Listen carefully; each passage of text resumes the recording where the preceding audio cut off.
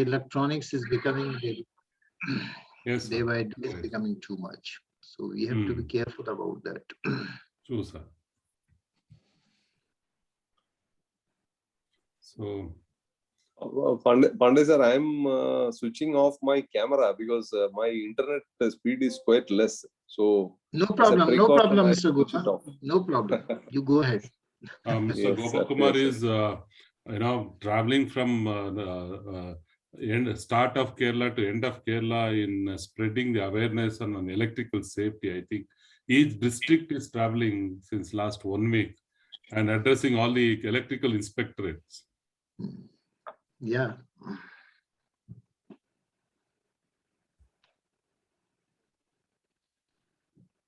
Oh, we have about 26 attendees. Yeah, I think we are getting good response. Are we live now? Yeah, we are on live today. We already gone live, sir. It is 11:02 now. So we will start in next 2 minutes.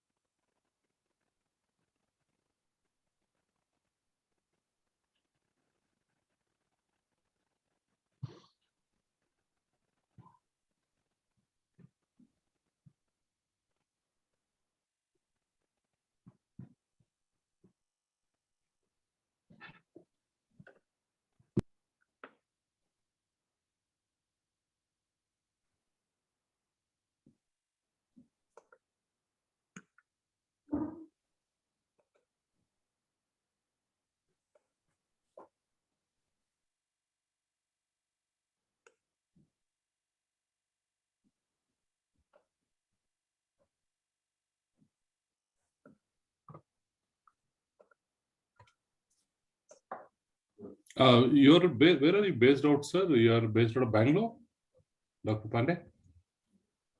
Yes. Yeah, I am in Bangalore. I'm in Bangalore for last 40 years.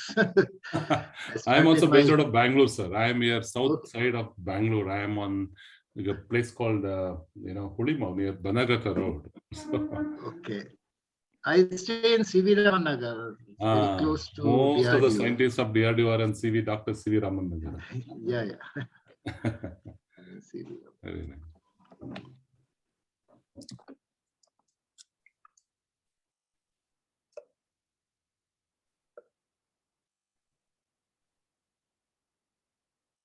So we begin today's webinar.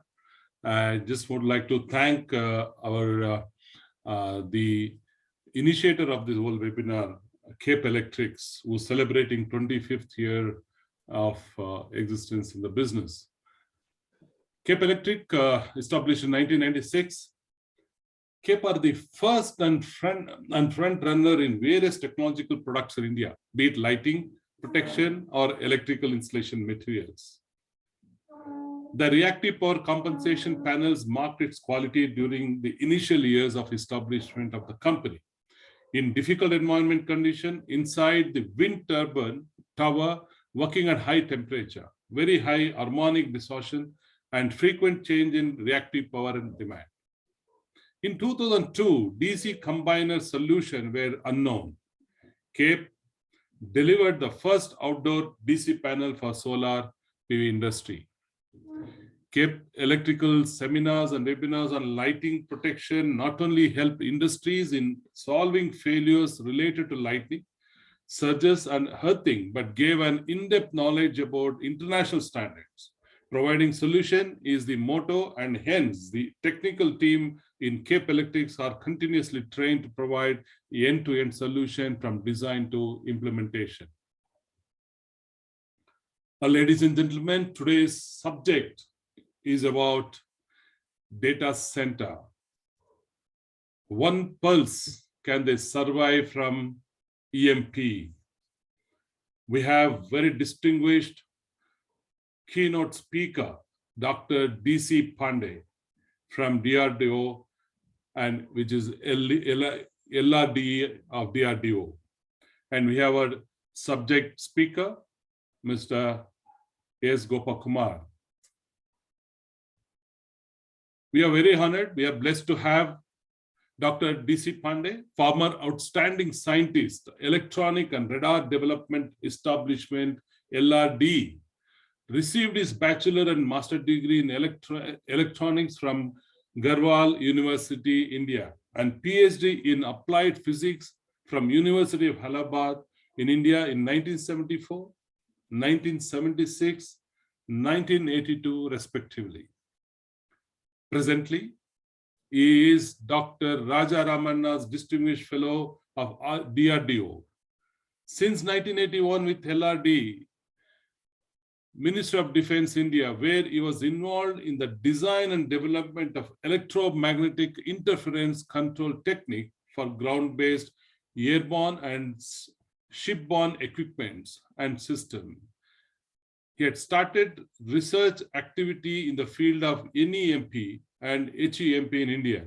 Besides, he was also involved in the electromagnetic design of various radar systems, combat aircraft, and other combat vehicle of the country. He was also involved in design and development and evaluation of various types of antennas for many radar programs of DRDO. He was awarded Certificate of Achievement by SUMA, Foundation of USA in 1989, Commendable Certificate IGMDP in 1990, Hemmen Saha Memorial Award of IETE in 1994, EMC Engineer of the Year 1998, Lab Scientist of the Year 2003, National Science Day Award of 2004 by DRDO, DRDO Scientist of the Year Award 2005 by Prime Minister of India in 2006, DRDO Technology Group Award in 2011, Certificate of Achievement by the Chief of Naval Staff in 2014, and Professor S.N. Ghosh Award of IET in 2015. He has been elected to the grade of Fellow of HPEM Fellows Committee, SUMA Foundation of USA in 2016. The list goes on. There are some more awards which I could have read out, but I would like Ms. Dr. D.C. Pandey to come over and address this gathering. We're very keen to understand from you about EMP and its effects, sir. Over to you, sir. Thank you very much. Thank you very much, Dominic. And it is a great pleasure for me to be here in this morning to address you the subject which is very close to my heart. I'm practicing this subject for last 40 years, so I thought that, okay, today I can share this one. So I will share my presentation. The bandwidth will be better. Yes, sir. We can see that. And you can enlarge the screen by pressing the... Okay. Yeah, wonderful, sir. Yeah. Yes, you are ready to go, sir. Okay. Once again, good morning to all of you, and that it is great pleasure for me to be there to discuss about this nuclear electromagnetic pulse resulting from the nuclear detonation, the protection of the data centers. And the thing that, okay, what I will be talking to you, because the subject may not be known to the lot of people, that, okay, what we discuss in our defense arena, but I will start with the very beginning of this particular subject. So whenever that, okay, nuclear detonation takes place from a surface burst or from any mid-altitude burst or from the exo-atmospheric burst, these are the products which comes out of the nuclear detonation. The first thing what we see is the light flash. Then we see the thermal radiation where the temperature is very high. Then we see the blast. Then we see the atmospheric disturbances. Then we see the fallout. And then there is one of the most important thing which is very concerned to the electronics people is the initial nuclear radiation, where the neutrons and gammas are the major thing. And these neutrons and gammas, when they result, it results into the two type of the effects to the electronics. One is called the transient radiation effects on the electronics, what we call it the tree. And the second effect, which is the most devastating, is the electromagnetic pulse.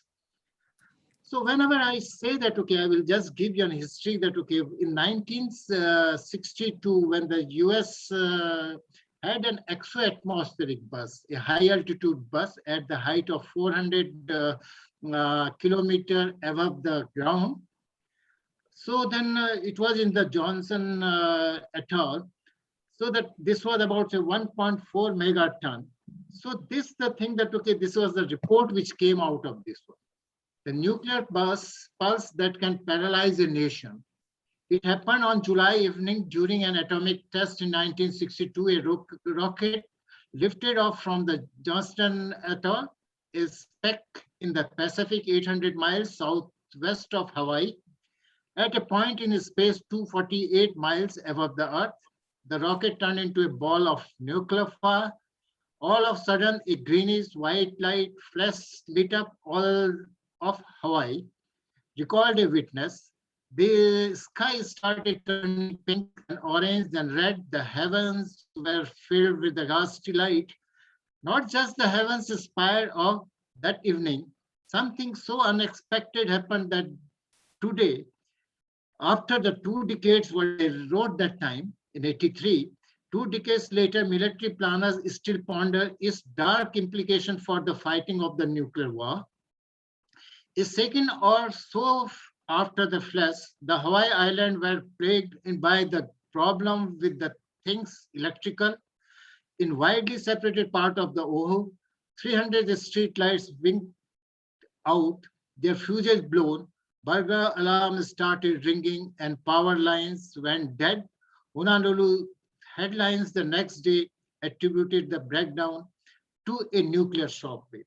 So it means there was something which was happening, and this was reported by the Russians at that time, the USSR, and the similar events took place in the case of our when the UK was doing certain tests of this type of the nuclear detonation test. They have found that a lot of electronics is just getting damaged. So after that, this particular field became very classified and remained in the you know, it was not much of the literature. It came till the mid of the 80s.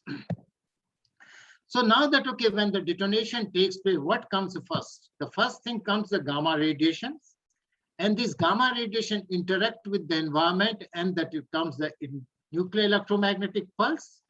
Then comes the neutrons, which is in the microsecond to millisecond time. Then comes the thermal radiation, which is in the millisecond to fraction of a second. And then comes the blast or shock wave. This is the time in which the thing comes.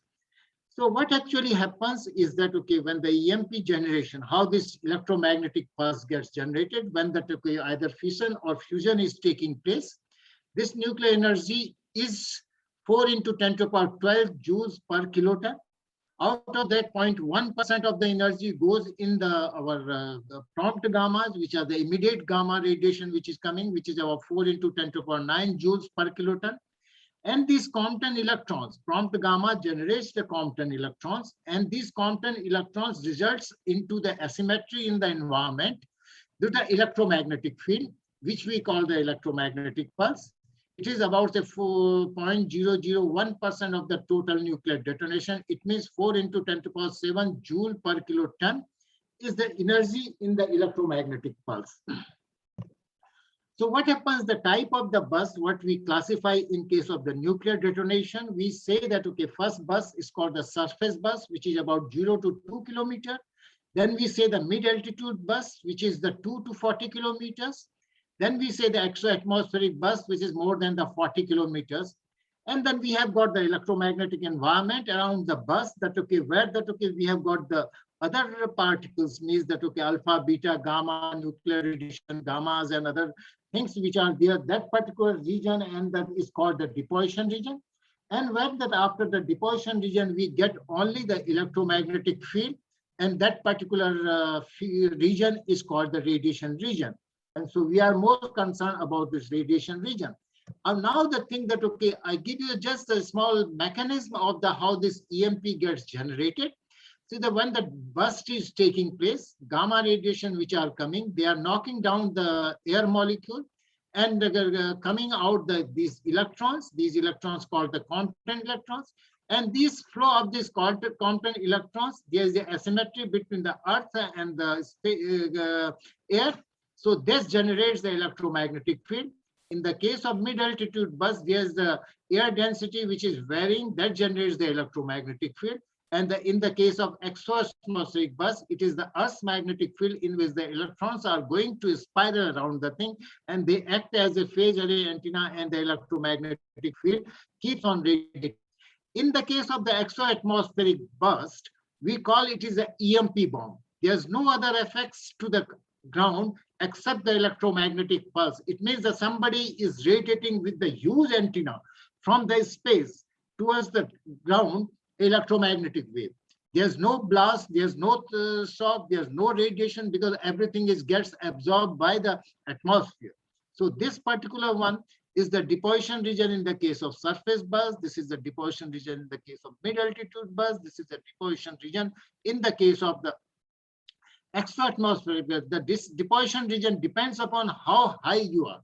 So accordingly, the deposition region, so according the coverage goes higher. Now, we have got the surface burst, we have got the electromagnetic pulse, which gets generated. It's a very fast rise time pulse, which is about the 50, around some tenths of nanosecond, with the duration of some microsecond time. And corresponding the very strong magnetic field, this is in the very close to the detonation. But when we go away from the detonation, then the field is something like exponential pulse, with some, positive portion of this. And there the field which is about at this particular place at the deposition is at 10,000 volts per meter. 10,000 volts per meter field is a very strong field, very strong field. Even in our radar, when we have got the very high power radar, we generate the field of, if we say at a kilometer of the distance, it is about, say, 500 to 400 volts per meter. So the energy of this type of the thing is very much concentrated in the lower frequency. In the case of surface burst, it's a 90% energy up to the tens of kilohertz, and the energy density is about a 1 kilojoule per meter square.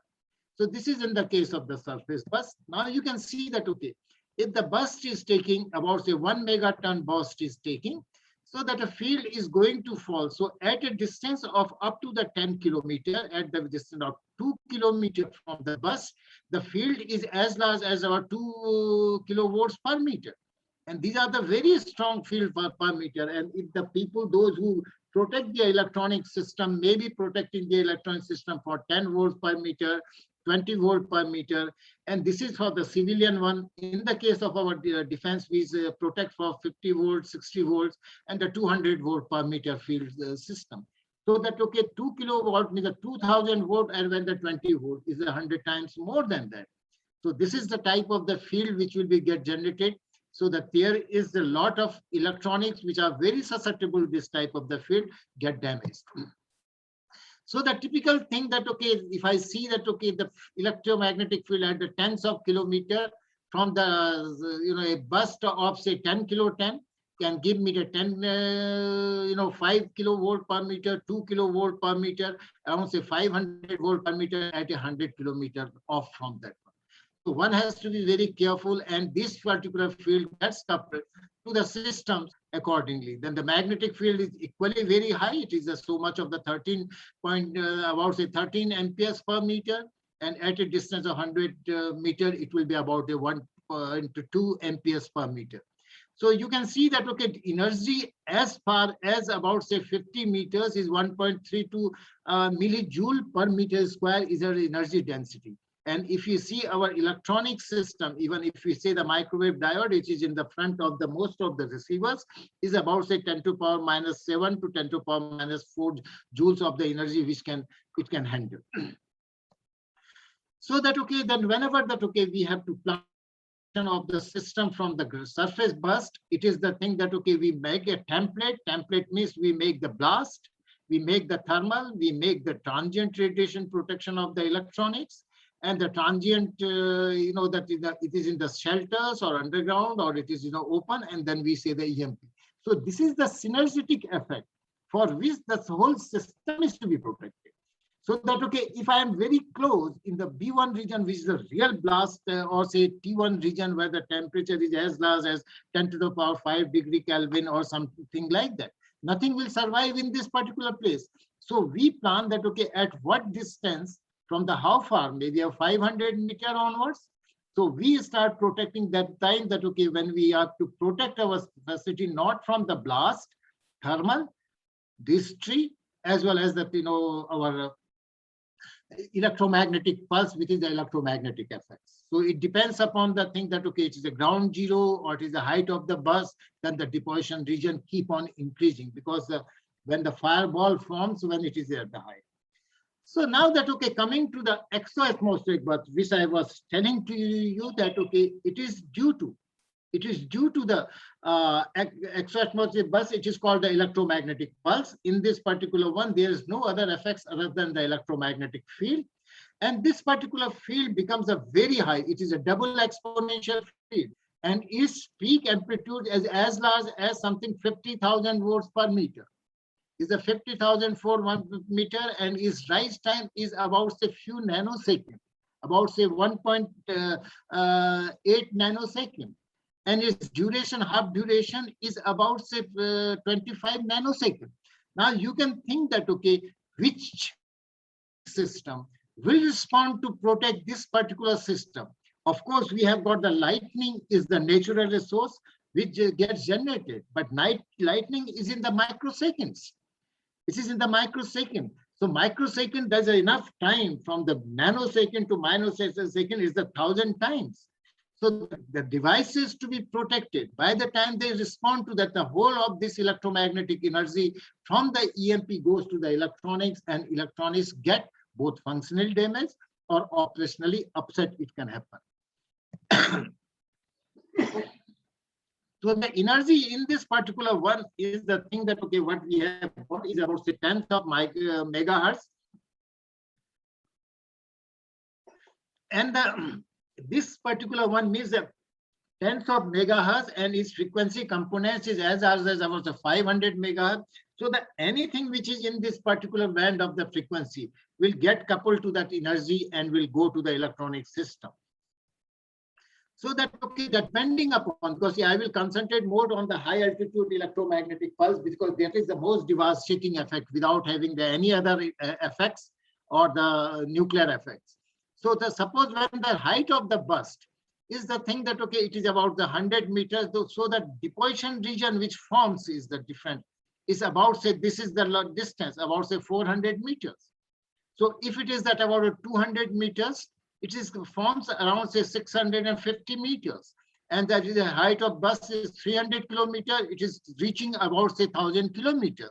So that, okay, you just see that, okay, on the top of that, the deposition region will be such a large, means that, okay, it is about 1,000, 1,200 kilometers. So then it means that there are that, that EMP which gets generated by these particular pulses. We have got nowadays 3 pulses, which is the IEC specifications. And in this one, the E1 pulse is the fastest pulse, is a very short pulse. Its rise time is 0.1, 0.8 nanosecond. To the 23 is the half magnitude and half, the full width. E2 is the pulse, something similar to your lightning pulse. It is the rise time is in the microsecond to the millisecond. And that, okay, we have got the third pulse, E3 pulse, which is in the few seconds to the tens of seconds. And so, okay, most devastating effects which can call to the electronics by this particular E1 pulse, because it is such a faster. E2 pulse, of course, we keep on taking the care from the lightning protection, lightning electromagnetic pulse, which is in the thing. And then the E3 is the under the effect, which is the critical infrastructure, particularly the power grids, is a very important. It is like the geomagnetic storms, and its energy is enormous energy in this particular pulse.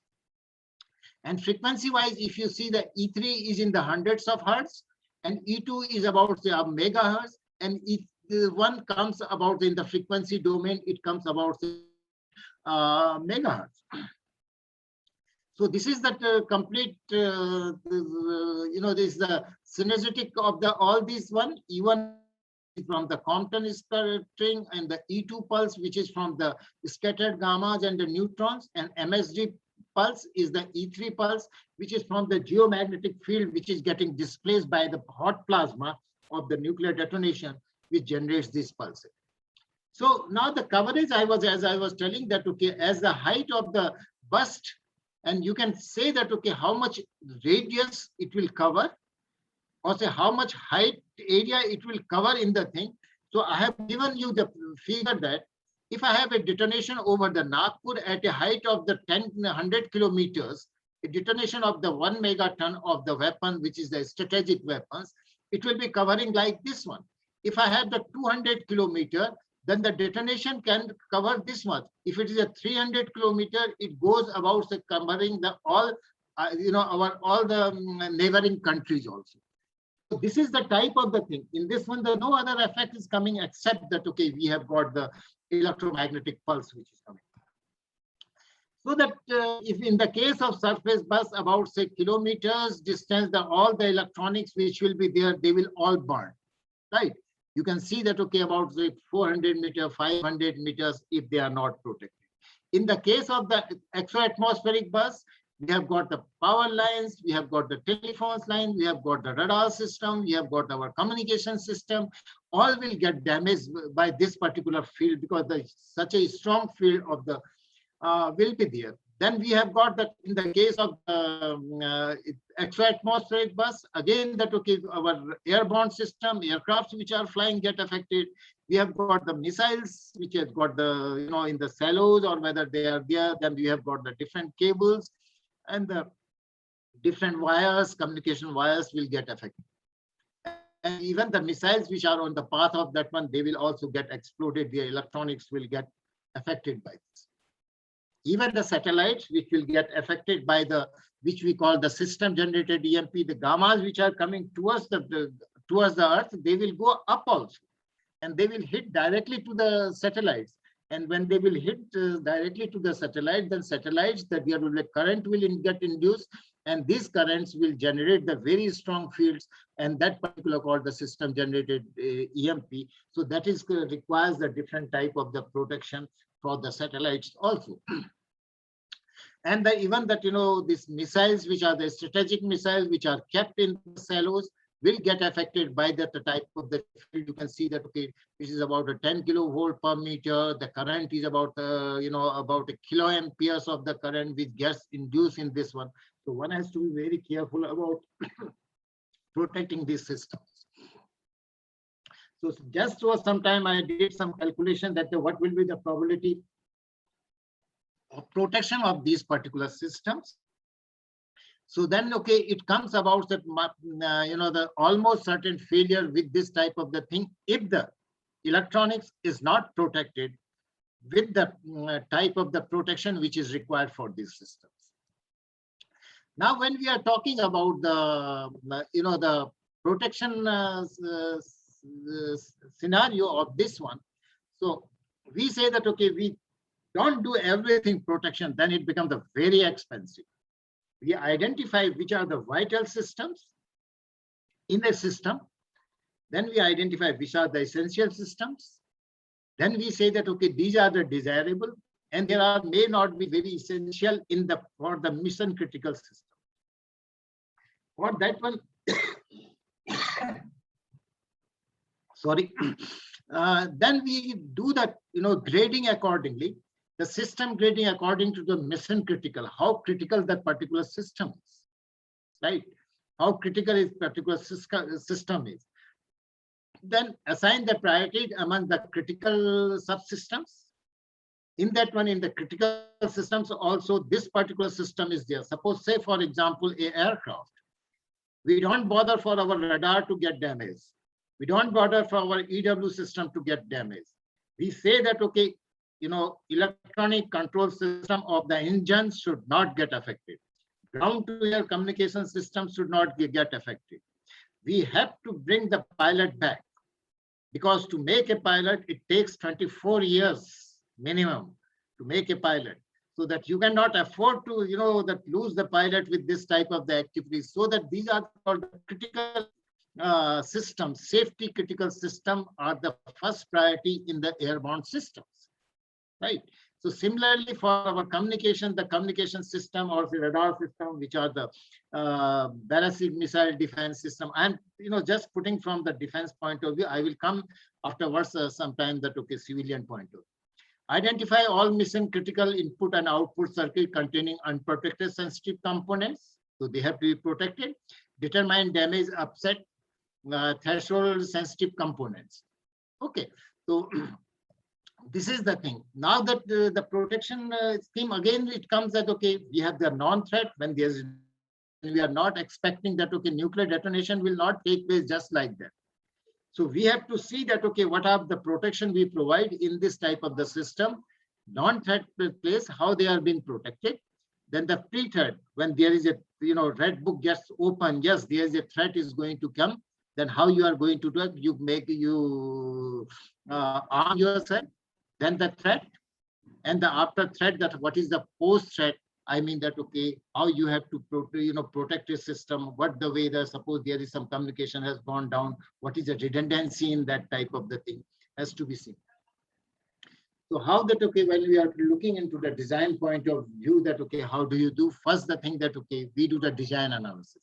As I showed you that, okay, what are the electromagnetic characteristics of the particular system, of these weapons, whether it's a surface bus, mid altitude bus, or exo-atmospheric bus. Once we do the know the field levels, when we do the design analysis, and once we do the design analysis, we say that how much field has been got coupled into those systems in terms of the open circuit voltage and short circuit current. And from there, then we start incorporating the protection.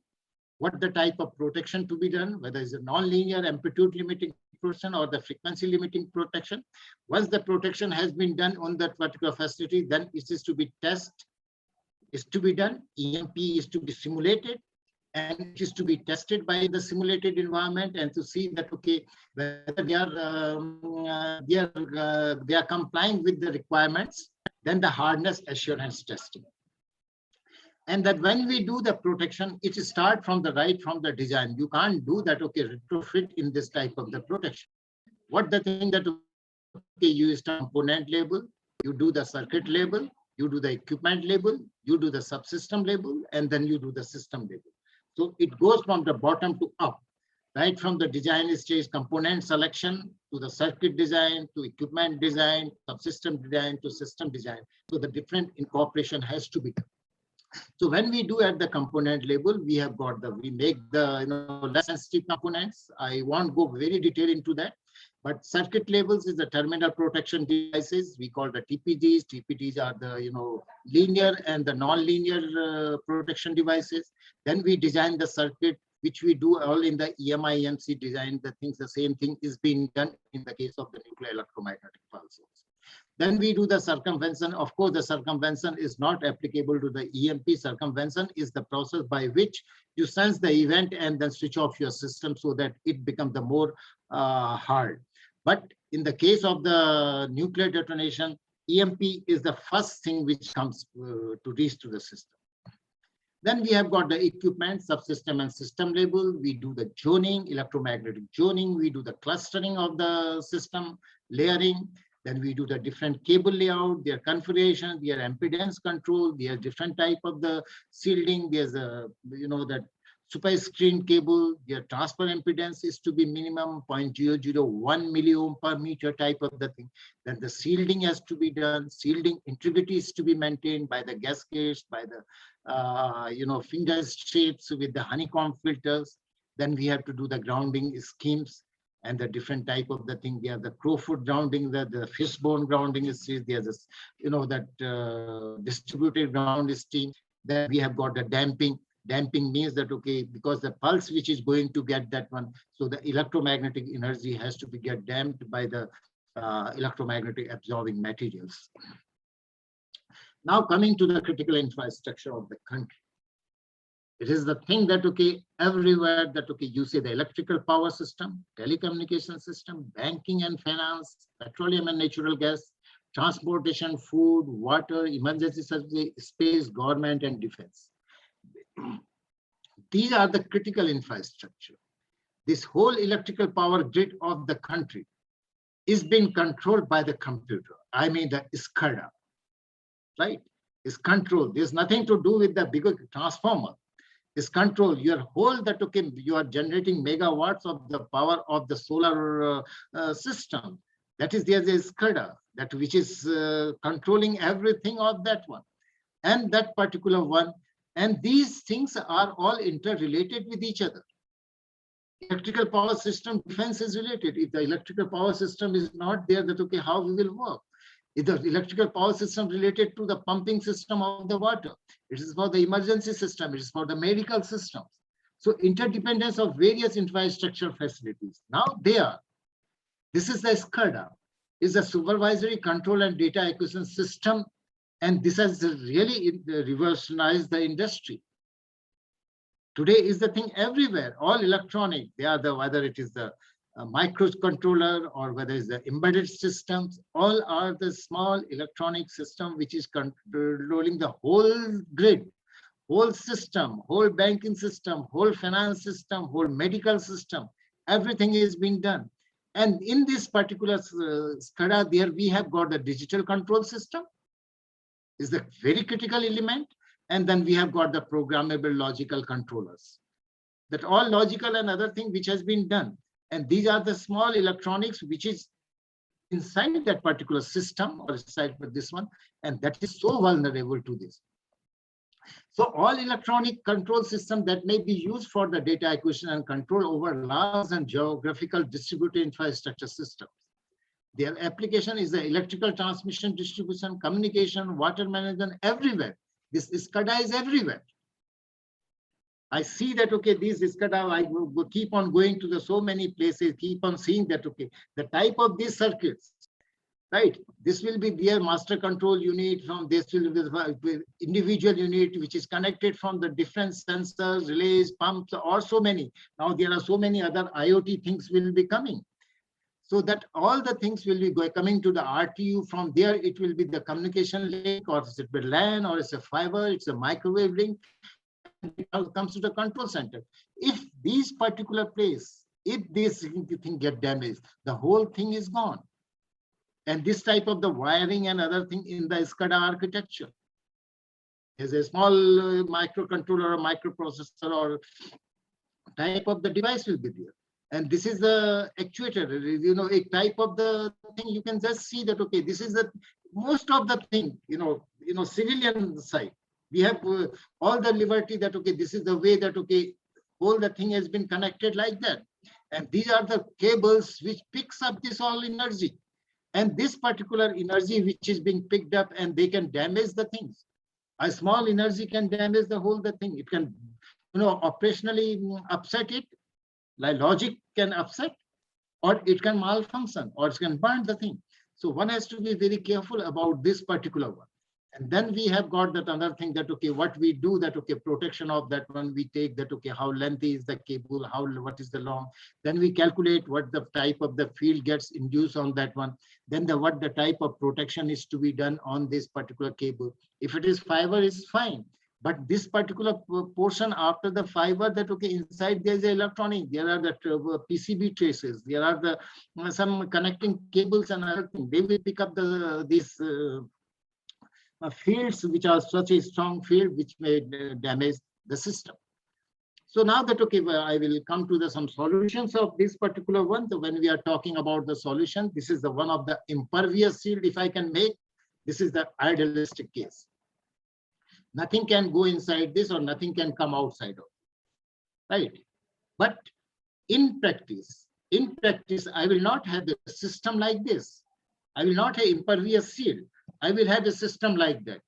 In this particular building or in this particular facility, there will be the power line will be coming. There is the communication, there is the control cable, there is the antennas, there is the doors will be there, there is the windows will be there, and that is, you know, different thing from power is going from one system to other system and all this one. Now, suppose we have got the system like this, and it is this type of thing. How we protect this particular system?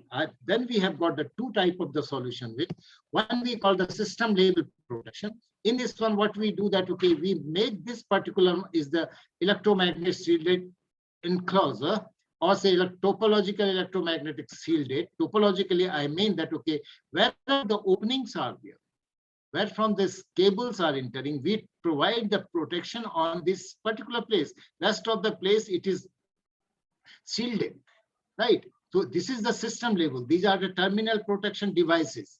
And then that, okay, at the doors and the windows and other thing, windows means that we make the waveguide below cutoff filters.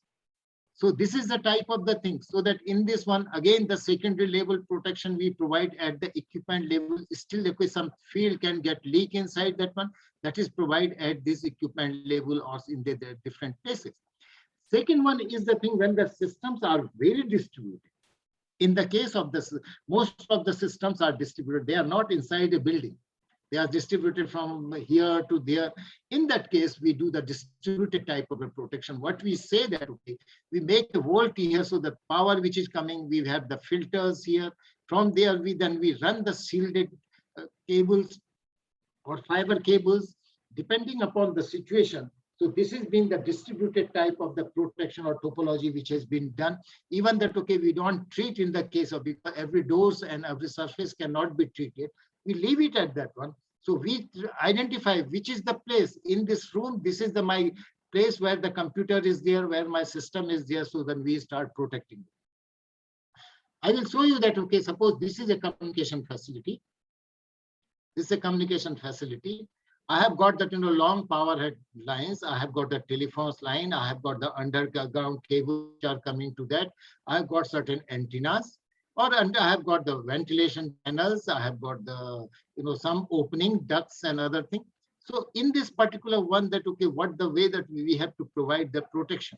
It means that, okay, if it is a shielded enclosure, if the shelters there, is a shielded enclosure there, then what we do that, okay, we provide from all these cables, which is going, we provide a terminal protection device for these cables. We provide the EMP filters, or EMP filters mean these are the both non-linear and linear filters. Then we provide the honeycomb filters for the ventilation. Then we provide the doors for the with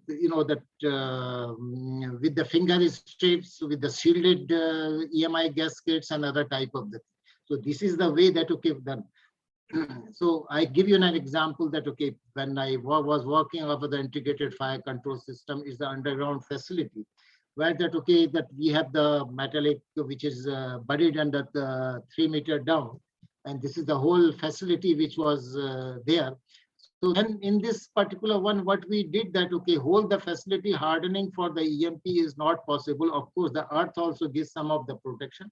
So if you see this particular one, then how that earth will be protected, some metallic things which are there. So we identified the place. What we did, okay, this is that we did the electromagnetic zoning. This particular zone is called the earth surface. This is called the, shelter metallic structure. Then it is called the equipment track. So what we found that, okay, which are the penetration which are going where this all electronics. I brought those all electronics at the one place. I mean that what we call as the bringing them, identifying and the clustering them at one place. And then in this particular place, we made that one is the most shielded one, and then provided the each place the protection. I just wanted to tell you that, okay, this is the way that, okay, where that all our data acquisition system, where our communication system, all the thing which was going from that one. So we identify that, and so we concentrated only on that one, because see, I'm not bothered where the power, what is happening to the light and other things. We are more important that, okay, this electronic system which is controlling the whole thing, and the whole NBC protection and all the nuclear, biological, chemical protection and all that type of the thing, which is controlled from here. So we provided that first the thing that, okay, we identified telephone lines and the communication lines. Then we found the control lines, then the power lines and the communication antennas and feed gear. In this case that, okay, in the telephone lines, the filters which is entering inside the facility, This is that is the WD cables and other thing. Though we provided, these are the transient protection, which is called the gas arresters with the varistors type of the thing. Then we have got the some type of the ferrites, which was that because when the clamping takes some resonance take, then we have the common mode rejection filters. And we have got the slightly faster device. These are slightly slower device. These are the faster device, which we call the turn jobs. The type of the things has been protected, and this is the type of the thing which is made. But of course, these are the very we have made this one that with the industry is making that one in the very small, maybe about say a small box can be made about the 4 lines, 5, 6 line type of the cables. Then we have the power lines. Power lines also has got the thing that we after the circuit breaker we put these filters because circuit breaker won't be able to respond to that one. Circuit breaker will be responding in the millisecond of the time, but the pulse which I told you that it comes in the nanosecond. So that we have to provide the protection by that very fast devices. These gas arresters, which are their GD tube and other thing, they are filled with the radioactive material so they can respond faster. Because for the GD tube which are available, one has to be careful. Those are being used for the lightning are different because they are a microsecond, but it is in the nanosecond. So it has to be accordingly. Then we have got the other EMI EMC filter with the feed through with the common mode rejection filters. So these are the filters. Then we have got that coaxial line that antenna is the one of the most important thing, but these antennas are that has got the impedance of the 50 ohm or 75 ohm, so that one has to be careful about protecting. These are the gas arresters which have been filled so that it doesn't affect the impedance of that. So these are the type of the protection which has been in the that our antennas and the coaxial cables. So now that if the facility is not the shielded one and other thing, then in that case, if it's the RCC facility, what we do that one, we have got a generator, which is the most important thing. Is electronics is very susceptible to that. We harden this generator for the electromagnetic pulse. And the second one is the thing where that our all communication, wherever SCADA, wherever all this electronics is lying, we bring them to at the one place. And this particular one, we as a make a shielded enclosure where all the facilities will be kept in this one, right? So it will be the whole metallic enclosure with the filters, EMP filters, with the honeycomb filters, everything will be inside that. So that you can concentrate more on in this protection. With this particular one, I will be saying that there are for the defense, we have got these are the 3 specifications which we follow. Milli standard 461, we have got the EFG, we have got this test vessel thing, and the milli standard 464C, that is the system level specification, and milli standard 25. 1 and 2 are the thing which are for the strategic C4I facilities, right? Which are strategic C4I facilities. These are the specifications which follow, and we have established these are the facilities for our system testing, for our strategic defense system. So this is that one of the tests which we call we generate the 50,000 volts per meter field and other thing, and the type of the system which is to be protected. And then we have got the other one is these are called the conducted the direct transients we inject inside the system. And this is this type of the waveforms we have got. Then the facility movement we have got at LRD, we have got in the RCI Hyderabad, we have got the VRD Ahmednagar, we have got the Army Center for Electromagnetics, MAU, we have got the Bell Bangalore, we have got the Tata Power has got this facility. Samir Vizag has got one of the biggest facility where we can put the article as large as 19 meter or a Agni type of the missile can be put inside. Then we have got the CS114 test, 116, what we call the EMP. We have got in all the LRD, AD, these are the DRDO labs where these facilities are there. Indian Air Force has got, Army Center for, and Naval EMC Center has got, Samir, all the 3 centers of Samir has got, Tata Power also has got, and even Wipro has got this particular facility. And there are these are the military point of view, but the civilian point of view, these are the new specifications has come. They are the thing IC. So now the thing that, after some time that, critical infrastructure of the country has to meet these requirements. to survive. At the moment, we do the EFT testing, we do the dam sinusoid testing, we do the different type of the transient testing. But this characteristic of the EMP, which is about the E1, E2, and E3 pulse, will be now that has come as the specification. These are the different specifications which are available. And that is that are available in the IEC. I think the Gopakumar may be having that, and IEEE EMC Society is also doing that. Okay, is Technical Committee 5 is doing the high power electromagnetic specification generation, because see that okay, this is the thing. It is not also the EMP. Now EMP we bring into it in the high power electromagnetics, and high power electromagnetics. When we talk about the thing, we talk about the NEMP. We talk about lightning EMP, we talk about the high power microwave, we talk about the P static, we talk about the ESD, then we talk about the intentional electromagnetic interference, which can be generated to create the problem, becoming the very important field in the case of electronics. So there are certain facilities which are there in the, that is that okay, this was the first facility which was made in the US, that is the for the missile testing. It is a 40-meter missile can be tested. Its height is a 40 meter. It's a bounded wave EMP simulator. Then we have got, this is a trestle. This is the, if you have seen that okay, electromagnetic, this is one of the best invention in the electromagnetic spectacle in the electromagnetic, with the B-1 bombers and all these type of the system. It is a trestle. It is about say 500-meter long. Is a 500-meter long, and this is the way that okay, it has got the EMP simulator. Where that all these aircrafts and airborne systems being tested, and it is the thing that okay, it has got a data ecosystem which senses at a time 1,000 points simultaneously. And then we are the dipole type of the EMP simulators, where that okay, other airborne systems being tested. Then we have got for the shipborne, this is the impress system, which was been made for the shipborne applications. Then we have got the hybrid simulator, and this is in the France. This is then the okay. We have got the other one is the hybrid simulators, where the thing, because this is as per specification testing. Then we have got the other type of the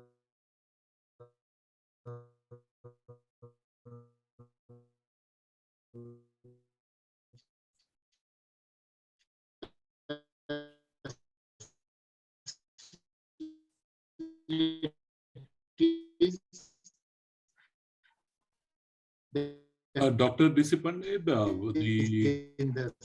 I think network is weak. And immediate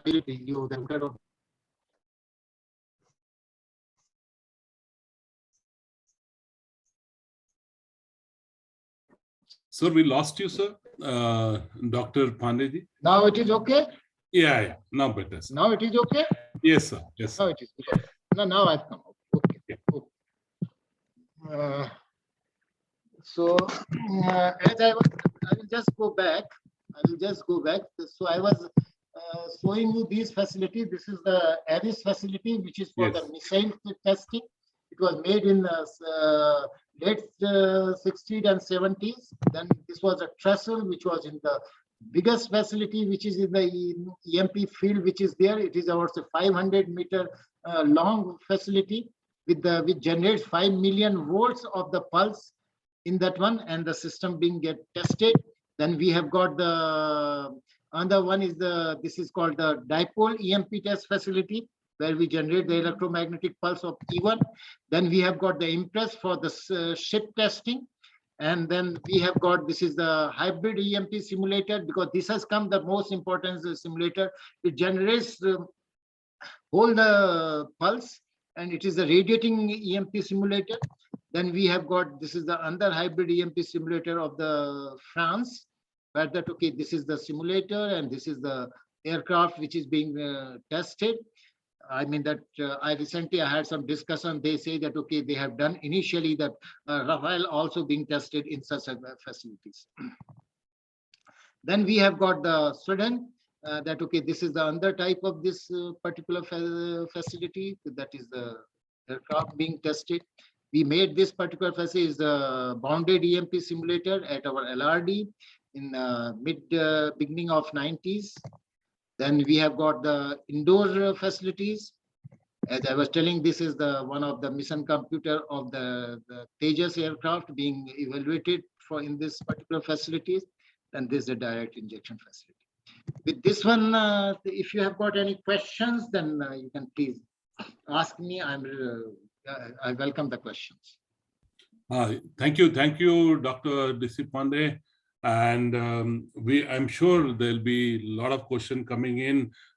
We will take the question answer after our next speaker, Gopakumar, and conclude this thing. But however, sir, you have thrown very important subject. You highlighted the importance of EMP protection and the way it has been protected and the various labs that we have in the country to test EMP. So I'm sure there are many questions. And what we can do is, sir, you can unshare the screen that you have down. So you can unshare and can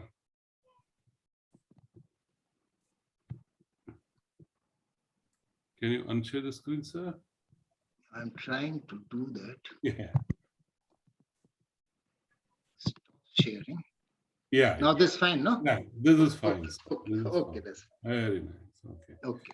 So I will be online, so you can ask me the question afterwards, whatever the questions are. Sure, sir. Sure, sir. We have our next speaker, who is our speaker for many subjects that we've been talking on electrical safety.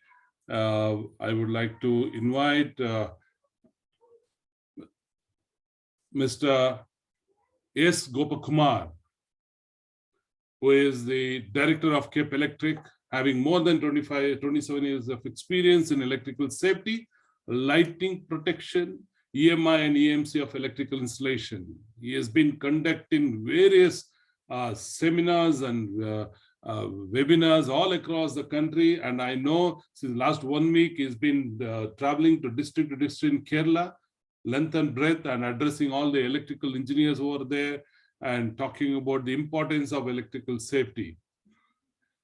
And he has conducted many studies on failure in electronic equipment. So today's subject is one among that. And he is the member of working group of IECA and IS Technical Committee.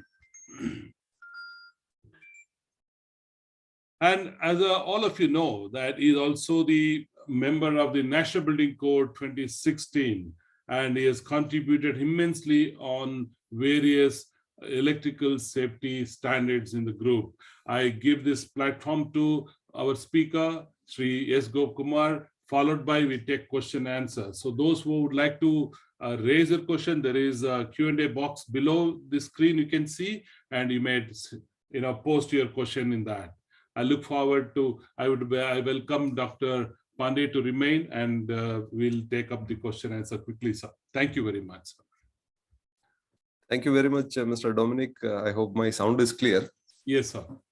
I'm not switching on my camera because I'm in a place where the internet bandwidth is too low. So let me start the presentation. Okay. Now my subject is protection of modern electronics, fundamental requirements in the electrical system, because the electrical system must be stronger to support the electronic installations in case of any kind of a failure or any kind of a disaster. So I will just touch up some of the subjects which is very much mandatory. Just for the information of the participants, Cape Electric is a company involved in several business activities. We are into a lot of large-scale training of electrical engineers, but most of our trainings are not charged. These are free trainings. We are giving a lot of training classes. We are doing earthing and shielding and other things for on the electrical installation level. We have double insulated electrical enclosures. We are also having a company.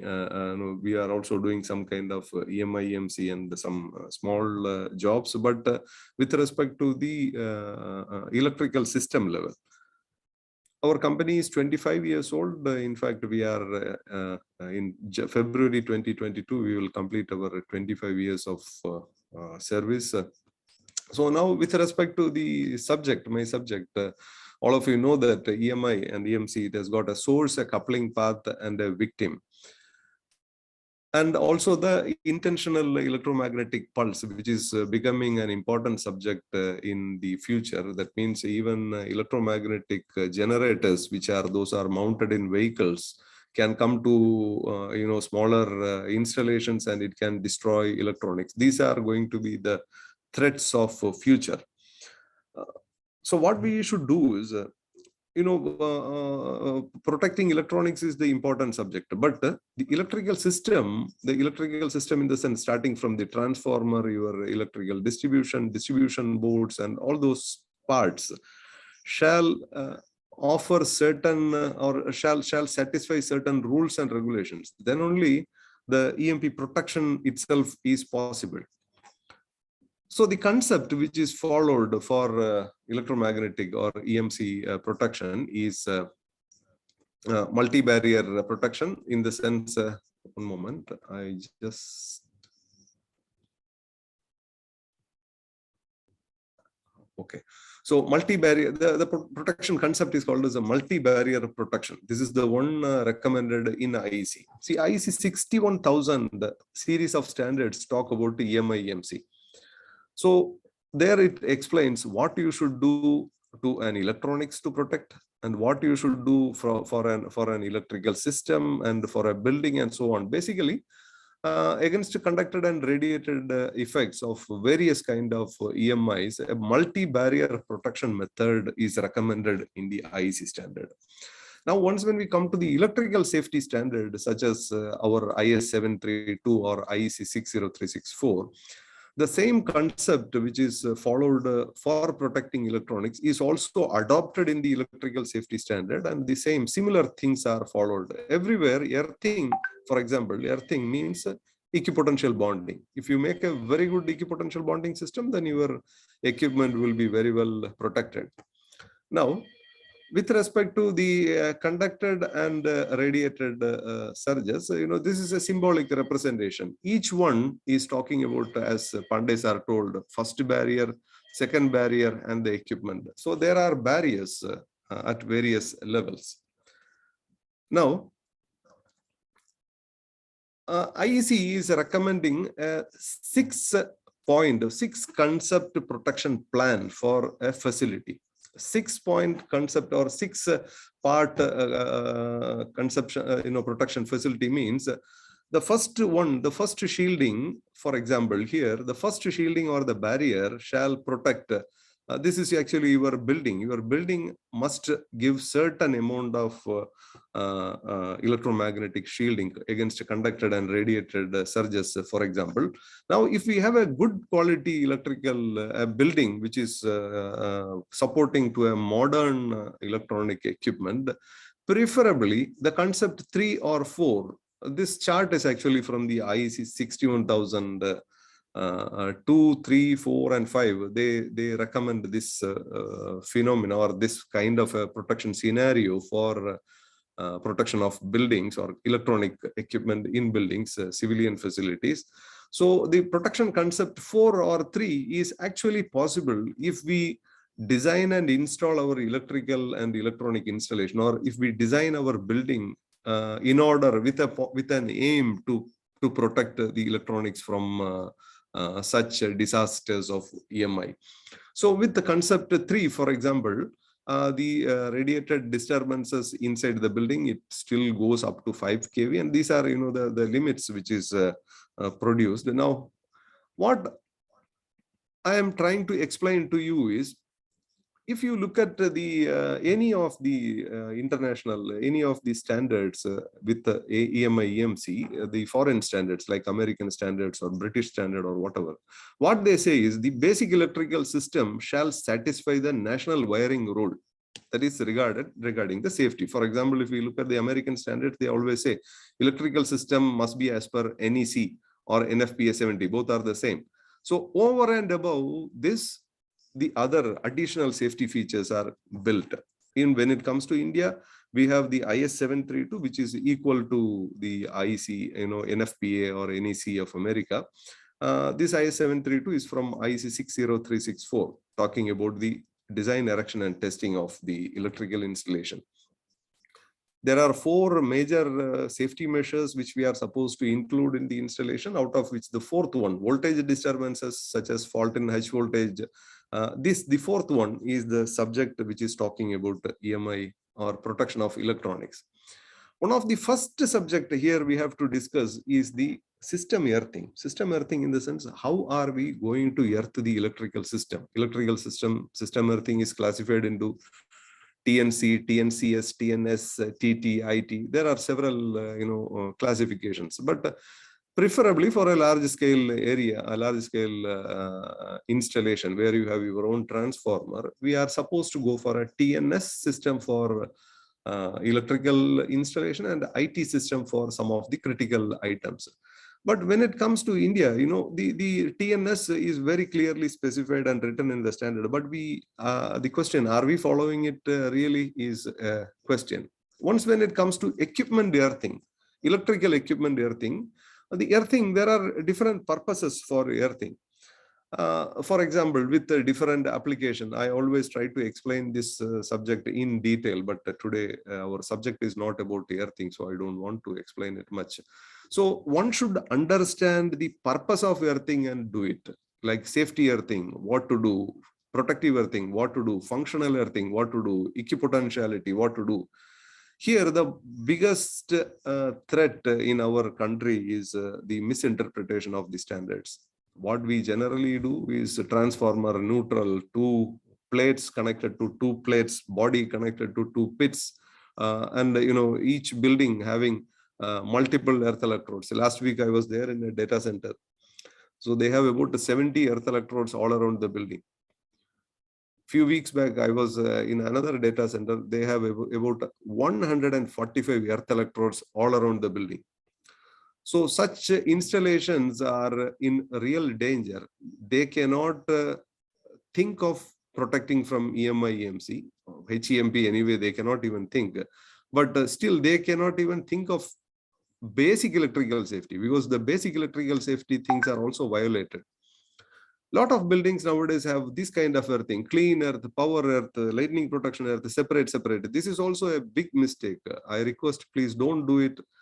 Lot of earth electrodes, then interconnecting everything under the soil is also a wrong method. This is not the standard, or this is not technically what is recommended in the books or what is recommended in the standards and practices. Every building, the first part, if you wanted to protect any electronics, you must have the protective equipotential bonding. Of course, it is implemented for mainly for shock, protecting people from shock hazard, but it has got a role in protecting electronics as well, because now the concept of functional earthing comes into the picture, and you have to integrate protective earthing and functional earthing in a building. So if you don't have a protective earthing system in your building, of course, not even, as I said, EMI, you forget about EMI, EMC. You cannot even have basic safety. Your building will catch fire. If you have so many earth pits all around your building will catch fire during a fault. When we select electrical appliances in your electricity distribution in your building, at the point of commencement of supply, all the electrical apparatuses must be of category 4. That means a 230 volt item must withstand a 6 kV voltage impulse. The connected equipment must be of category 2, 2500 volt. These are the minimum voltage potential differences or voltage impulses the equipment are supposed to have. That means in your wiring, the minimum voltage impulse or the minimum category of the equipment is category 3. Connected equipment is category 2.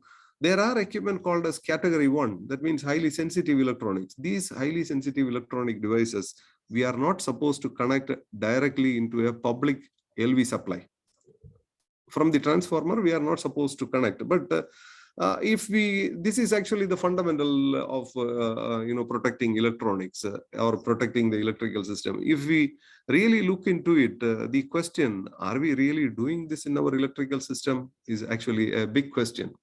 Then the second part, which is influencing the protection of electronics, is temporary overvoltages, the equipment selection, the electromagnetic EMI current loops, and SPDs or filters. What is current loop or temporary overvoltage? Temporary overvoltage in the sense, in case I am just showing you a picture of a transformer, there is a fault, the indication of a fault. Here I am moving the cursor, a fault on the HT side of the transformer. Whenever there is a fault on the HT side of the transformer, there can be problems. TOV at the equipment means the equipment may burn. People may get a shock. Somebody touching an equipment may get shock. A good electrical installation must have protection against this problem number one. That means whenever there is an electrical fault at the high voltage side of the installation, low voltage equipment must withstand it. And the permissible power frequency stress voltage is 1200 volt up to 5 seconds. That means every electrical equipment are supposed to withstand, or every electrical equipment connected to the electric mains supply from the transformer are supposed to withstand 1200 volt up to 5 seconds. But if we really look whether are we really doing it is a second question. Similarly, whenever we use a protective device or whenever an electrical installation is made, one of the important safety measures to be included is reducing the current loop. So current loop in the sense, and the best practice is you should route all your conductors at the same place, the same route. So as shown in this particular picture. So if you have a large loop, then the large loop as the first picture, it may create a lot of problems, additional problem. Basically, you lose the safety. Inductive coupling. For example, there is a electrical line. You have an SPD or a filter. The outgoing of the SPD, if the wire runs parallel to the incoming, then of course your equipment will fail. There is no safety which is ensured by the SPD. So segregation of the circuits, the input circuit and the output circuit, it has to be segregated properly so that unnecessary failures are limited. SPD or the surge protective device is an important product or an important component in our electrical system. What it does is it reduces the radiated electromagnetic effect or radiated electromagnetic pulse. What do? We have SPD and we take wires and connect the SPD. We should understand that the effective voltage which is going into our system is the addition of the voltage drop in the wires, the protection level of the SPD and so on. What is recommended in the standard is you have to have very, very short wire. If possible, the wire length has to be 0. But unfortunately, what happens, if we look at 100 electrical SPD installations in our country, almost 80 electrical or almost 80 SPDs are installed in this fashion. The wire length recommended is 250 millimeter, but more than 2 meters are used. As a result, most of the cases, SPDs are just like, namkevas. It won't work. For this particular purpose, you must use special SPDs like the bus bar mounted SPDs. The advantage of these bus bar mounted SPDs are you are directly mounting on the bus bar. As a result, the voltage drop, the line length has been nullified. There is no line length applicable. I'm just showing you a test result of an SPD. The first one, the blue line, is the voltage protection, the ultimate, the effective voltage protection level of a DIN rail mounted SPD, and on the other one, the black and the red color are the effective protection level of a bus bar mounted SPD. Here, let us say, for example, the surge of 40 kiloampere, which is a very high surge, 40 kiloampere surge comes, the actual protection level offered by your DIN rail SPD is approximately 16 kV. In comparison, the bus bar mounted SPD, the protection level is actually less than 2 kV or something about 1 kV.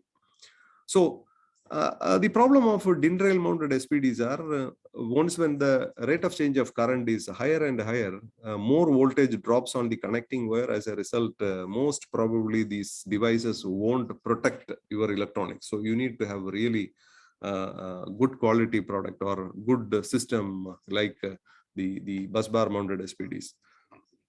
Similarly, we should also understand that, for example, lightning, which is also an EMP, is not an one-time phenomena.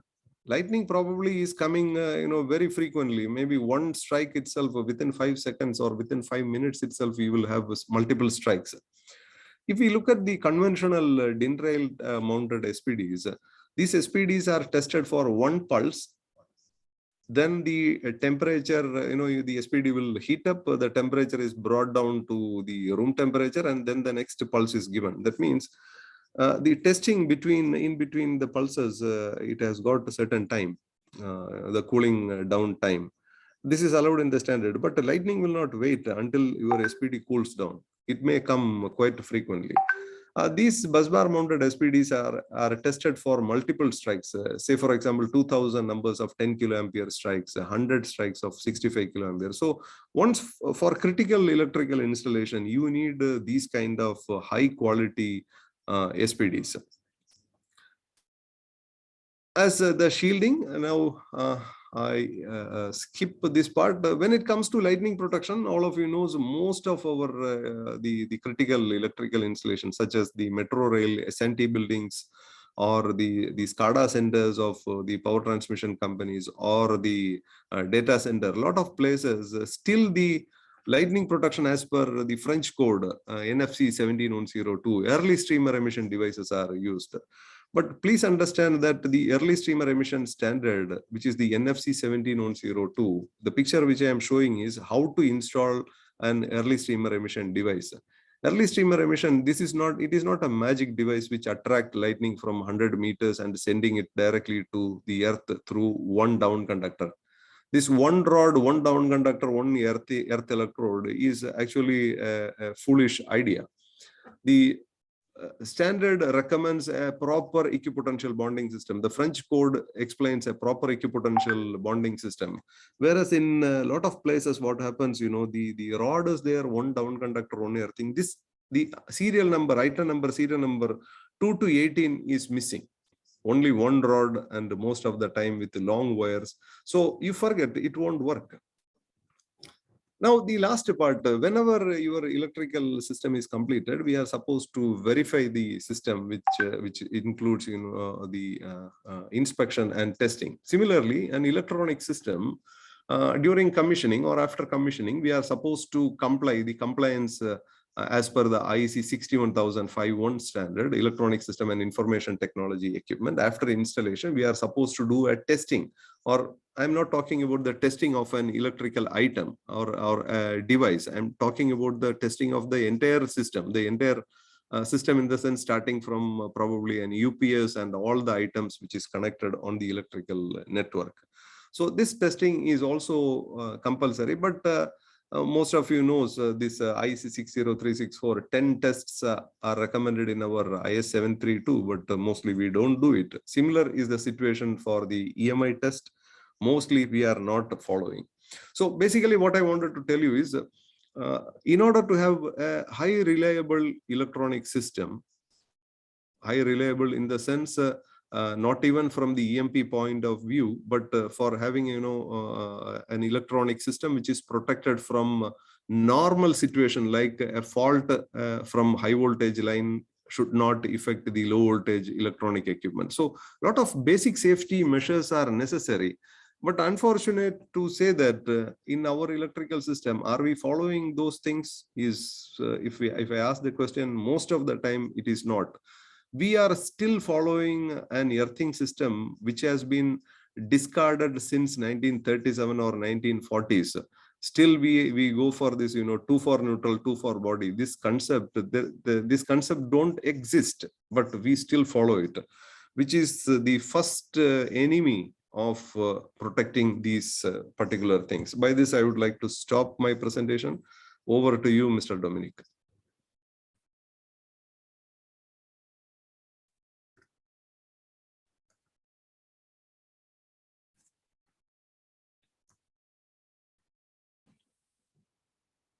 Hello, hello, hello, hello, hello.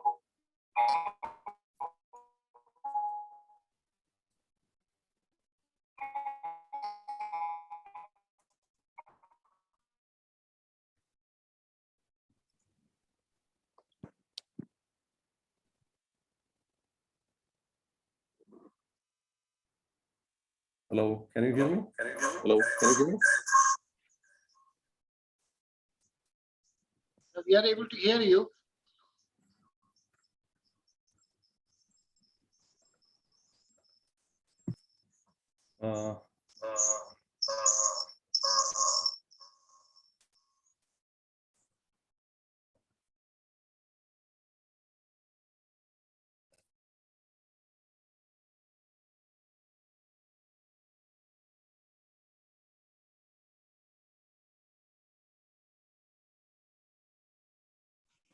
Hello, Mr. Dominic, over to you.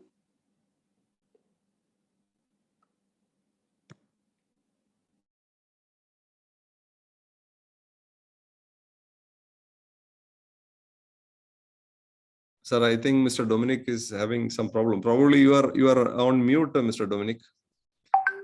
So we have some questions. We can take over the questions, sir. The first question is actually, which material is used for shielding?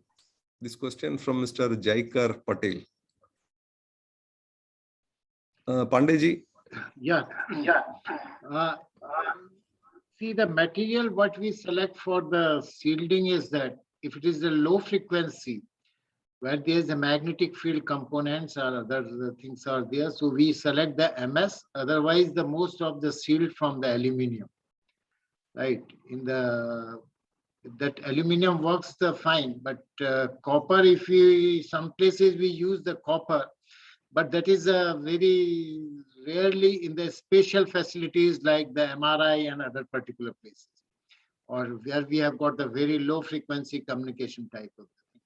Because the low frequency magnetic field is the very important thing. That's why we use the MS. Some permeability should be there in that one. And the higher frequencies, of course, you can look for the aluminum one. And the magnetic field one will give the higher frequency also. It is not the thing, but the weight considerations and other thing becomes the important in the case of the MS. Yeah. Sir, there is another question. Data center infra, the way we are building in metro cities, what are the different ways, feasible solutions to protect it from EMP at the time of project construction stage and infra is ready, we have to implement the solutions in existing infra. Probably I will answer this particular thing, sir. So yeah. This is the question is what kind of the basic things they have to, while construction, what are the points they have to take care? The points which you are supposed to take care is you have to, number one, you have to satisfy all the rules and regulations of the most modern electrical safety standard. Starting with, as I said, there are so many points, starting with system earthing, equipment earthing, equipotential bonding, shielding, routing, cabling. There are several subjects. One of the subject here is making your building, the rebars or your structural steel, equip it to protect or shield your electronics. So these things are actually necessary for electronic installation. If you do that, about, as I said, out of the 6-stage concept which is recommended in the IEC standard, the stage of up to 2 to 3 is easily possible. Then over and above, for highly sensitive equipment, of course, EMP protected things are required, or EMP protected shielded enclosures are required. So in your infra, what you can do is, one simple question you can ask is whether the infrastructure is tested as per the IS 732 and IEC 61051. If these 2 tests are passed, then of course your installation is perfect to handle. So this is the question. Sir, there is one more question. Gentlemen, we request you to post the question in the Q&A. Now we are looking at the questions in the chat box. Mr. Dominic, can you read the Q&A? Yeah, I will just, sorry, I just went to the restroom and came back. The question to Pandey. Dr. Pandey, as per EMP or HEMP, do you also have solution for protection against cosmic radiation at high altitude? The background is that the government has launched ambitious project to set up a large GW scale solar parks in Ladakh, where the site altitude is at the range of 5,000 meters. Electronic, especially devices like IGBTs, are sensitive to cosmic radiation, which comprise mostly neutrons as per literature. Over to you, sir. This question is from Niket. Yeah, Mr. Nikhil, that, the type of the cosmic radiation which are coming to the Earth, they don't have that sufficient energy.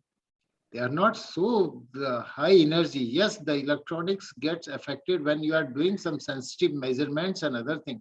That's why we take them in the tunnels and other thing to do the experiment.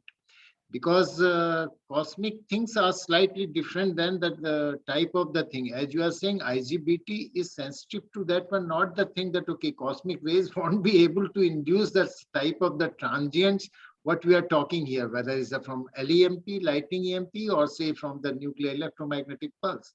This is a complete different thing, and the energy of those cosmic radiations are not that sufficient. More than that, okay, we have got in the satellites where we have got the geostationary satellites, we have got the valence belts where we have got the electrons which are, or the protons which are coming from the solar wind through the Earth's cusp and getting trapped in that one. They are in the mega electron volts electrons. So we have to protect our electronics of the satellites for those radiations. But I don't think that, okay, these cosmic radiations are going to be so high energy so they can induce a type of the field. Yes, that is okay. Your gold plate, gold film, that experiment of the thing that by which the cosmic radiation as the thing has been studied earlier in our childhood when we used to study. So that type of radiations are not sufficient to get the electrons damaged. Yes. If you have to do some experiment and other thing, the people used to go in the Kolar gold mines to do certain experiments and other type of thing. Okay. Okay. Hope Niket, you got the answer right there. And another question before I go to Gopakumar, Dr. Pandisa, how harmful the EMIs are the normal mobile and communication tower installed near our residential area to human safety? Do we do something to help ourselves from these radiations? Question is from Harish. Yeah, that see, there is this particular top of the topic of the radiation hazards to the human being from the base stations or say mobile things has been is a very important topic. Yes. In our country that, okay, we have already taken at the moment for this base station that you cannot radiate more than the 20 watts of the power. Earlier it was also allowed up to the 40 watts in the September 2016 onwards. I think it has been made now the 20 watts. You cannot radiate from the base stations. And that particular power which is being radiated from the thing is not, that specific absorption rate, what we talk about the thing, it is quite below than that. So yes, all the time that, okay, it is a cumulative effect. If you keep on continuously exposing yourself all the time and other type of the thing, so you have to be very careful about that thing. And if you are coming in the base stations, there are some dosimeter, microwave dosimeters are there. They can measure the type of the radiation levels at that particular place and can tell you that, okay, how much, because these are the specifications. These are the WHO specifications, these are IEEE specifications, these are AR specification. They are saying that, okay, this should not be more than the 3 milliwatt per centimeter square is the power density under radiation. So they should be maintained less than that. That will not affect. And the specific absorption rate, which we call the 5 watt per kg, that should be less than that. Okay, for the 2 milliwatt, it becomes a 0.4 watt per kg. That is the thing that, okay, one has to be careful. Now I request the participants to post the question in the Q&A box, which you can see below your screen very clearly, because I have to read from the chat and then go back to the question answer. Again, once again, requesting, please post in the Q&A. This question is for Mr. Gopakumar. Yes. Electrical inspector did not give NOC for transformer if we don't have two body or two neutral distinct earthing as per the standard. Please clarify if it is wrong. How many earth bit for transformer shall be there? Oh, thank you. So this question has got two parts. One is two neutral and two body earthing as per the standard. Actually, statement is not correct. No standard in India has written to connect two neutral, two body. It's a misinterpretation of the standard. For example, the earthing regulation of the Central Electricity Authority starts with the earthing of the distribution system. That means starting from our transformer up to the house. There, the neutral wire has to be connected to two earth electrodes. But we misinterpret and we connect the transformer neutral terminal to two earth electrodes. So this is, it is a misinterpretation. Then if you are thinking, if the question is about how many plate or how many rods are required for a modern building for a transformer, I would say 0. So this is the answer. 0 in the sense, of course, your reference is the structural steel of the building. You don't need to have this plate and the rod and other things. It won't actually protect your device. Mr. Dominic, then there is one more question. Somebody asked why two body, two neutral is disadvantageous. Mr. Chandar Mohan asked. Of course, it is disadvantageous because it will, if you do in this fashion, people will get affected. People will die due to shock or fire hazard. Please understand that electrical, insulation failure or a fault is not a daily phenomenon. It may come probably once in 5 years or once in 10 years in a particular building, if you are unlucky. And if you have this kind of an electrical system with two separate, two for body, two for neutral, on that day, on that critical day, people will be in deep trouble. So please don't do it. Nowhere in the standard and regulations, nowhere in the world it is written, because it's wrong. So over to you. Sir, last question I take it from the the chat box. That is from Nobi Sebastian. Is it advisable to use isolation transformer for sensitive domestic electronic instruments, mainly life supporting equipment or home media servers? Should I read once again? To me or? Yeah, this is for transformer related, Gopakumar. Is it advisable to use isolation transformer for sensitive domestic electronic instrument, mainly life supports home media servers?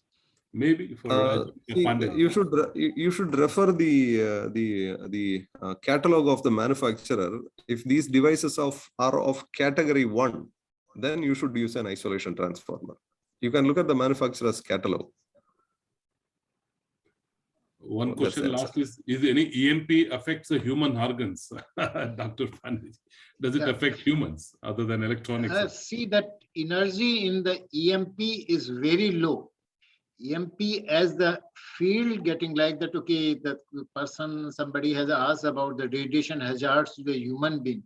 The radiation hazard from the EMP to the human being is very small because the energy, the rise in the temperature, I could have shown some presentation of mine to the one PPT of mine that in which I calculated, because I myself export the, might have the 20,000, 30,000 of pulses in this EMP. So there's nothing like that because the human body gets affected with the rise of the temperature. See that when the temperature of the human body, I am saying not the skin, it is the internal temperature when it increases, that causes the thing. And in the case of the EMP, this is, there's no effect because it is the single pulse which has got the energy is very less. Its energy is very less. But yes, in the case of the thing, if it is getting coupled to the long cables and other things, right? If unfortunately you have touched that cable, that particular may cause you some shock hazards. So an important question from Yogendra Singh. Industry doesn't have expertise on EMP. During interaction with defense labs, they focused on testing, but doesn't provide any technical assistance to rectify the problem. Who can provide technical assistance to private industry? There are the people, those who can provide the thing, because see that yes, the consultancy can come from the Samir Vijay. The consultancy can come from the Samir Chennai. And other places you can refer to, we have got a society of EMC engineers, where I am the chairman of the thing. You can write to me another thing. I will, the type of your requirement, and we will tell that, okay, whom you can contact and whom you can go for this type. I think Yogendra Singh, I have mentioned the email ID of Mr. Gopakumar. Probably you can write to me. We will direct that question to them. Again, you asked a question. Again, Yogendra is asking what EMI tests are applicable on standalone DG sets as per standard 461. The mill standard 461, that okay, this is the radiated emission RE102, and then there are the there are certain standalone means that okay, there are some conducted tests from the output leads.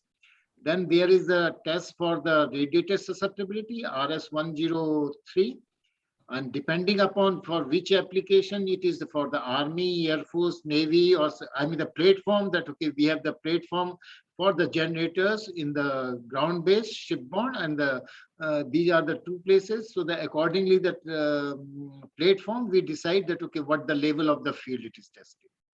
And if it is a standalone, we don't do the conducted susceptibility test, which is the CS101, CS104, 114, 115, and 116. So a very important question, both of you, I think more related to Gopakumar. Why these details are not updated in National Building Code of India? See, National Building Code is talking about the electrical part, which is related to some during construction what you should take care. Instead, you can refer to National Electrical Code, the upcoming National Electrical Code. Not only the upcoming electrical code, the existing National Electrical Code 2011 already included the basic requirements which need to be taken care in the electrical installation. It's already there, but most of the time it's we are not following our own rules and regulations. That is the point. That's true. That's absolutely right, sir. Look at the standards, not many consultants do follow that. Anyway, Nileshwar is asking how the severity of the EMP of natural origin is influenced by the altitude of installation above the sea level. I couldn't get, Dominic, this. I'll read out this again. How a severity of the EMP of natural origin is influenced by the altitude of installation above the sea level. Now, whether it is in the sea level, that the high altitude EMP, this is nothing to do with the Earth's parameters. See, whenever we talk about the Earth parameter, is conductivity, is permeability, or is permittivity. See, it depends upon the thing that, okay, deposition region. In the case of the exo-atmospheric burst, the deposition region is between 20 to 40 kilometers with the tangential distance, however it is. So this is nothing to do with the Earth. Yes, of course, when it strikes to the Earth, when this EMP comes to the Earth, so then that time, if it is in the sea, that there will be a field which is in the ship, which is falling. One is a direct, one is reflected from that, it becomes a double. We calculate twice the field to have the effect on the ship, because the conductivity of the seawater is more. But generation doesn't affect with the Earth's thing. Of course, in the case of the surface burst, it has got some effect. Of course, in the surface burst, it has got, because in the water, the conductivity is good. If it is in desert area, the conductivity is poor. If it is in the marshy land like the Chandigarh or Punjab and other things, that is the conductivity is more. So the more the conductivity, that okay, magnetic field will be more, because the return current will be more. So that will result in the more strong field. Thank you, sir. Mohammad Munawar is asking to Gopakumar, what are the tests which should be done as per IEC 6100005.1? Yeah, there are lot of tests. You can look at the standard section 1 of the standard, or annexure A of the standard. There is a detailed table given, which runs into, I think, 15 odd pages. It is also available in our website. We have put it somewhere in our website. You can download it. There are a lot of things, starting, for example, not only from the electrical point of view, from the point of dust, moisture, and so many things are there. Mhm. Okay, the Munir MP is asking, what is the rating of SPDs to be used? I don't know whether the question is about the current rating of the SPD or the voltage protection level of the SPD. Preferably the first point to be taken care is the voltage protection level of the SPD, including the wire length. Preferably the lowest voltage protection level is the best. So Then these are classified as, type 1, type 2, then type 1 SPD at the main switchboard, then the rating of the SPD, whether you have a long connected line or your transformer is very close to your line. All, depending upon all these questions, it varies. Sir, Kartikumar MS is asking, in a system for protecting sensitive equipment, can we use a SPD with discharge voltage less than 1000 volt through equipments are qualified for 1500 volt category? See, number one, if the equipments are classified into 1500 volt, that means category 3 with an operating voltage of 230 volt. First point is you are not supposed to connect it directly on an electrical installation powered by a public electricity transformer. Number two, of course, if your equipment can withstand 1500 volt, you can use a SPD of 1000 volt, but ensure that the wire length is very short. Over to you, Mr. Dominic.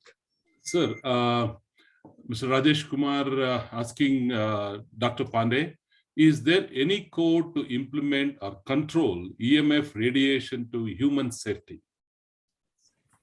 Yeah, these are the, they are already code means they are the standards which are available, and that we in India also follow the WHO standard, and WHO standard follows the IEEE 90-3-3, and there are recently this has come. So we are following that one. Even for that, clearance of the sites in the different particular places, we are following these standards with the electromagnetic radiation environment and that. These are the well-known standards. Again to Gopkumar, Chandar Mohan Sachdev is asking, why two body, two neutral are disadvantaged? Oh, the same answer. It can kill people during a fault, and it can catch fire. Your building can catch fire, electrical fire due to short circuit, because your MCBs won't trip. Fault loop impedance will be very high. Fault currents will be very less. That is not earthing. Yeah. Or this Priya Brata Mohanty. It's a long question. I need to read it carefully. Hope you can understand, Gopkumar.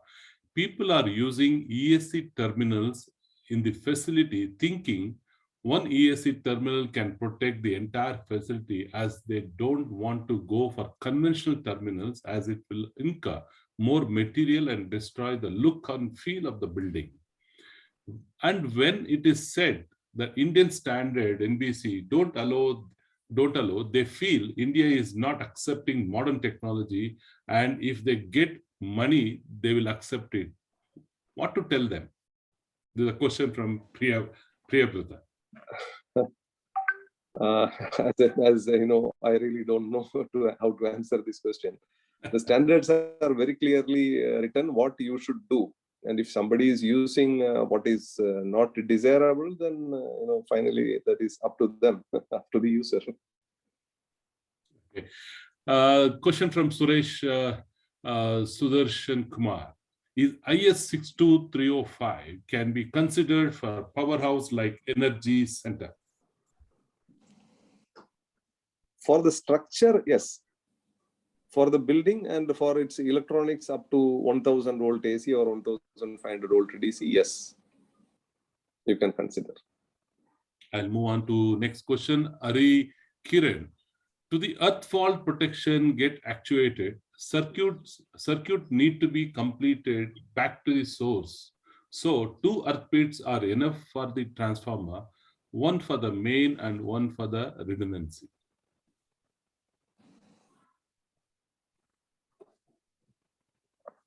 So 2 earth pits are enough for that one for no. This is again a misinterpretation. If the circuit has to be closed, then you should have a metallic fault return path to the neutral of the transformer. That means your body has to be connected directly to the neutral of your transformer with a metallic wire.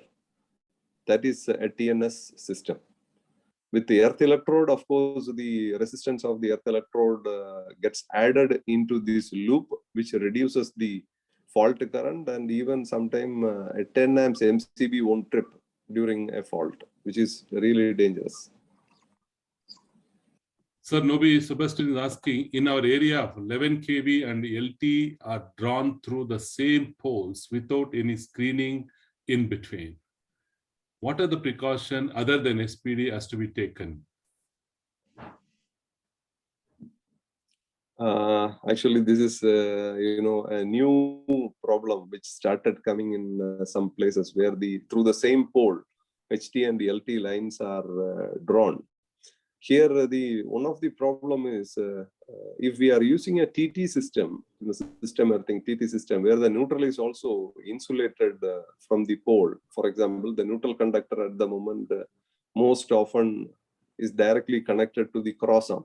So if the neutral, that means the neutral conductor is not insulated. If the neutral conductor is insulated and if it's a TT system for public electricity distribution, then you get a kind of you can handle this particular situation. But at the moment the problem is our electricity distribution system in low voltage is neither satisfying the requirements of TT nor satisfying the requirements of TNCS with PME. If we really analyze, we really don't know. We have to make new standards for our public electricity distribution. So with this situation, it is very, very difficult to answer. Of course, in case of any fault on the high voltage side, your low voltage equipment may fail. This is what I told in the presentation. Whenever there is a high voltage fault, the LT side shall not get affected, and we have to design the low voltage side in such a way that it is not failing. There are methods. Avinash Kulkarni is asking, any standard for EV chargers? Is there any standard for EV charger? Yes, of course. There are several. One of the new one which is coming up is the National Electrical Code Part 3, I think Section 22 or something like that. So there are standards. Also, Government of India already published the regulation. Central Electricity Authority published a regulation for EV charger, which can be downloaded from the website of CEA. Okay. The last question for the day is addressed to Dr. Pandey. I wish this question was posted in the Q&A to read much more clarity. Though it in chat box, I'll try my best to read your question, Niket Jain. In one of the slides of Dr. Pandey, there was a range shown of 0 to 2 kilometer, 0 to 4 kilometer, 4 to 40 kilometer, etc. Could you explain that again? Does it mean EMP is more severe at surface of the earth at high altitude? Example, would EMP at ground in a place like Chandigarh be same at ground in a place like Ladakh, which is around 5,000 meters?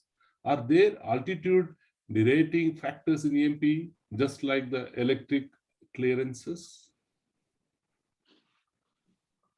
Yeah, I will make it very clear to you that, okay, when I'm talking about detonation of the EMP takes place at the 3 regions. We defined it. One is called the surface burst.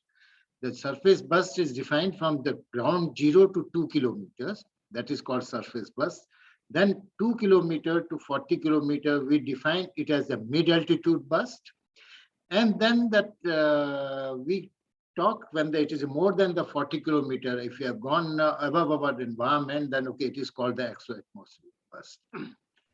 As far as the EMP, as I was telling you, that okay, the exo-atmospheric burst gives only the electromagnetic pulse on our earth.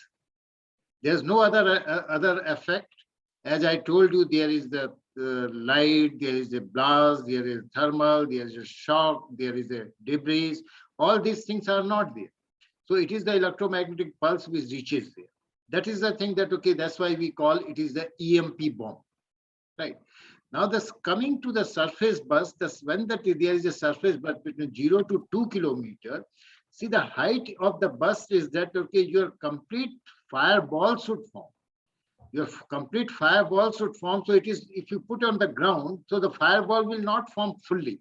So it is at a particular height, maybe around 500 meters from the ground and other thing.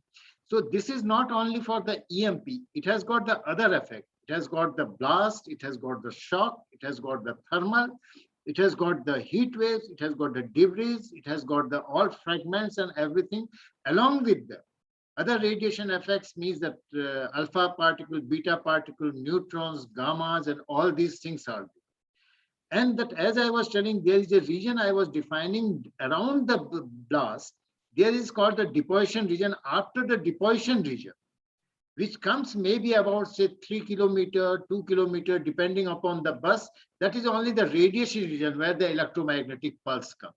So whenever the surface bus case, the facilities to be protected for the surface bus, they have to be protected with the synergetic effect of all the nuclear hardening. But if you are in that particular region, so the question comes that, okay, if I have got a bus of the surface bus, they are called the tactical weapons, maybe about 5 ton, maybe about 5 kiloton, or maybe about, say, 20 kiloton, less than 100 kiloton are called the tactical weapons. And they are there when they have been dropped. The EMP from these bus, from the surface bus, is a very localized, like the lightning pulse takes place. But in the case of exo-atmosphere, I was showing you that India at the 100 meters, that, okay, how the half of the India gets covered with that. If somebody drops at 400 meters high, it will the whole, that it is a widespread phenomenon. It's a very widespread phenomenon where the surface bus, which is 0.2 kilometer, is the very short range. So we don't bother after maybe 10 kilometer of the facility about the EMP effect in case of the surface. But if it is an exo-atmospheric bus, whether it is in the, the Leh, or whether it is the deep in the Kanyakumari, it hardly matters, because the wave is going to come and reach to the thing with the same type of the field, 50,000 volts per meter type. Over to you, Dominic.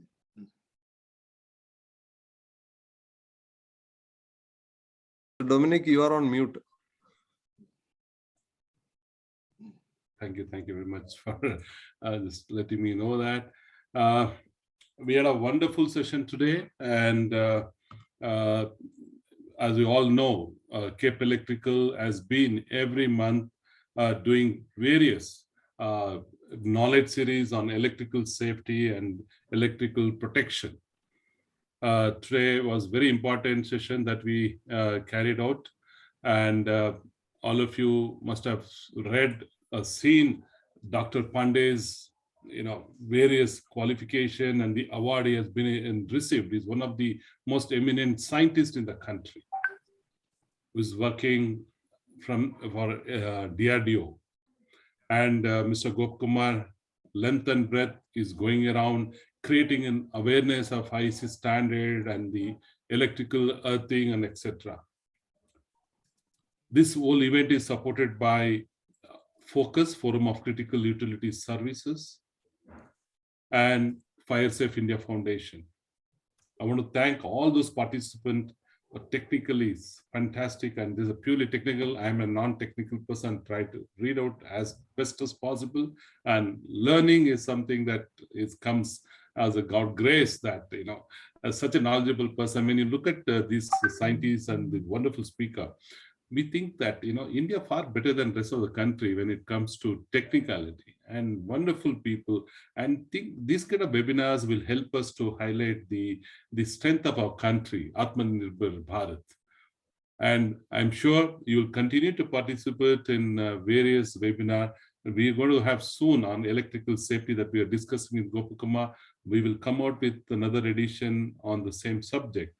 And we'll keep coming out with expertise like Dr. Pandey to address us.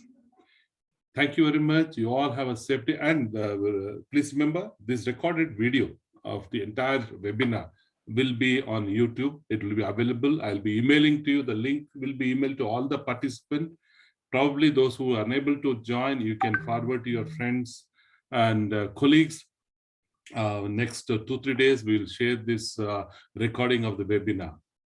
Looking forward for your continuous support, looking forward to participate in our knowledge series. And any question on this subject, I have already in the chat box already mentioned Mr.